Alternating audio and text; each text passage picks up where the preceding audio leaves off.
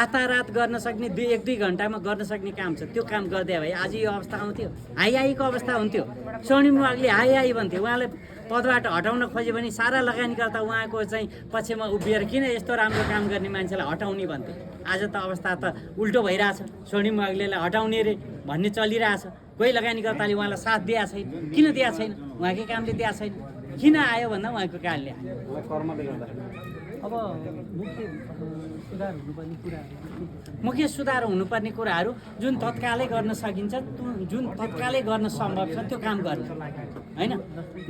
नीति नियम प्रविधि पूर्वाधार र नियमनका काम तत्कालै जो गर्नुपर्ने छ त्यो गर्ने, लगानीकर्तालाई विश्वासमा लिने, बजारमा माग सिर्जना गर्ने कामहरू गर्ने र पुँजी बजारलाई आफ्नो बाटोमा हिँड्नलाई चाहिँ सहज अवस्था सिर्जना गरिदिने। खेल मैदान राम्रो बनाइदिएपछि त्यहाँ राम्रो खेल्ने खेलाडीले गेम जित्छ, नराम्रो खेल्ने खेलाडी पल्टिन्छ हैन, हातखुट्टा बाँचिन्छ।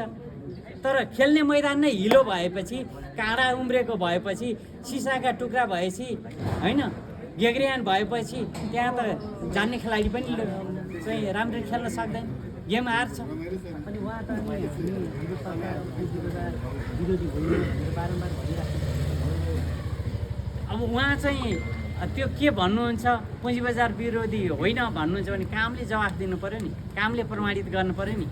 अन्टसन्ट भाषण गर्दैमा चाहिँ त्यो हुन्छ र उहाँको भाषणले पनि धेरै कुराहरू बिग्रिएको, काम त गर्नु भएन नै, तर भाषण नै उल्टो गरिदिनु।